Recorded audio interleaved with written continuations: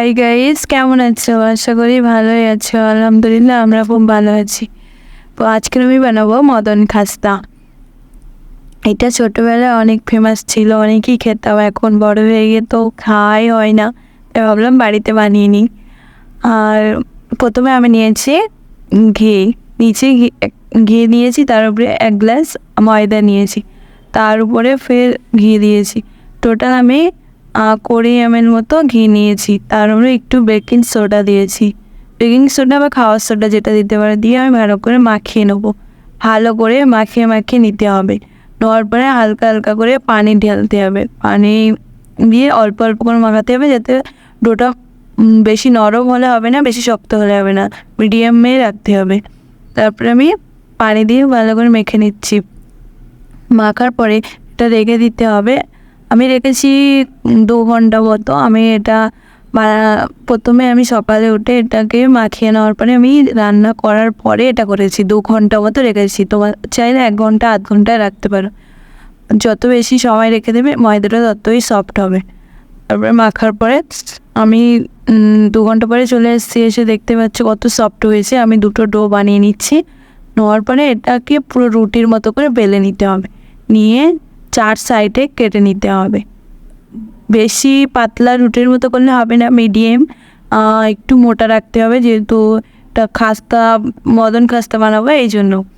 তারপরে আমি 4 সাইডে ছুরি দিয়ে কেটে নিচ্ছি সমান করে, পুরো 4 কোনা করে নিতে হবে। নেওয়ার পরে এটাকে একটা একটা করে পুরো কেটে নিতে হবে। যেহেতু আমার ছুরিতে একটু ধার কম ছিল, আর আমি ছুরিতে ধার এই জন্য রাখি না, আমি সবজি কাটার সময় আমার হাত কেটে যায়, এই জন্য আমি একটা একটা করে কেটে নিচ্ছি।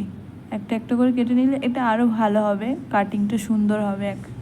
এই জন্য আমি একটা একটা করে কেটে নিচ্ছি। তোমরা চাইলে একসাথেও কেটে নিতে পারো, তোমাদের যেটা সুবিধা হয় সেটাই করো। তো এভাবে আমি কেটে কেটে নেব ভালো করে, নিয়ে সাইডে রেখে দেবো। পুরো সবগুলো কাটা হয়ে গেলে আমি তখনই কড়াই তেল দিয়ে আবার ভাজতে শুরু করব। দেখতে পাচ্ছ আমি কত সুন্দরভাবে কেটে নিচ্ছি। আর একটার সাথে আর একটা কিন্তু একসাথে লেগে যাচ্ছে না, সব আলাদা আলাদা হয়ে যাচ্ছে। একটু বেশি নরম করলে কিন্তু লেগে যেতে পারে, একটু শক্ত করে নিতে হবে। তারপরে আমি তেল ঢেলে নেবো পরিমাণ মতো। তোমরা যতটা মদন ভাজবে ততটাই তেল নিতে পারো। আমি যেহেতু 200 গ্রামের কম ময়দা নিয়েছি আরও, এই জন্য আমি পরিমাণ মতো তেল নিচ্ছি। নেওয়ার পরে তেলটা গরম হওয়ার পরে আমি একটা একটা করে ছেড়ে দেবো। কত সুন্দর ফুলছে। বেকিং সোডাটা এই জন্য দিয়েছি যে মদনটা ভিতরটা একটু ফুলবে, স্বাদটাও ভালো লাগবে। আর তোমরা চাইলে নাও দিতে পারো। দেওয়ার সাথে সাথে ফুলে যাচ্ছে, আর খুবই সুন্দর টেস্টি হয়েছিল গাইস, পুরো দোকানের মতো। চাইলে বাড়িতে একবার ট্রাই করতে পারো। তারপরে আমি দেখতে পাচ্ছ কালার পুরো চেঞ্জ হয়ে গেছে। পুরো লোতে, গ্যাস বেশি জোরে দিলে হবে না, পুরো লোতে রাখতে হবে, আস্তে আস্তে ভাজতে হবে। আমি তারপরে তুলে নেব। এগুলো হয়ে গেছে দেখতেই পাচ্ছ, নেড়ে নেড়ে ভাজতে হবে। তেল ঝরিয়ে আমি তুলে নেব। নিয়ে তারপরে যে কাটাগুলো আছে, তারপরে এগুলো তোলার পরে ওগুলো দেব, সবই ভেজে নেব। আমি এটা বাড়ির সবাই খেয়ে অনেক ভালো বলেছে, যে খুবই ভালো হয়েছে, পুরো দোকানের মতো। কেউ বিশ্বাস করছে না যে আমি ঘরে বানিয়েছি, বলছে তুমি দোকান থেকে কিনে এনেছো। আমার হাজব্যান্ড বলছে যে না, আমি বাড়িতে বানিয়েছি। তারপরে আমি ফের এগুলো তুলে নেওয়ার পরে যেগুলো ছিল সেগুলো ভেজে নেব। ভাজতে ভাজতে তোমাদের সাথে একটু গল্প করলাম। তো এগুলো দিয়ে দিচ্ছি, এগুলোর সাথে সাথে ফুলে উঠছে। আর তো এগুলো ভাজা হয়ে যাক। আজ আমার মুডটা অনেকটাই অফ আছে। আমি আজ ডিউটিতে যেতে গিয়ে আমার বাস ছেড়ে গেছে।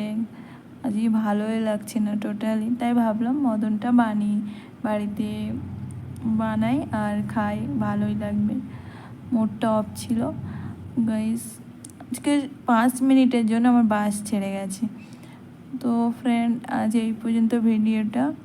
আমার ইউটিউবটা সাবস্ক্রাইব করে দিও, পাশে থেকো গাইস। আমার পাশে একটু হেল্প করো, আমার সাবস্ক্রাইব করে দিও, লাইক করে দিও গাইস। তো আল্লাহ হাফেজ গাইস, ভালো থেকো সবাই, সুস্থ থেকো।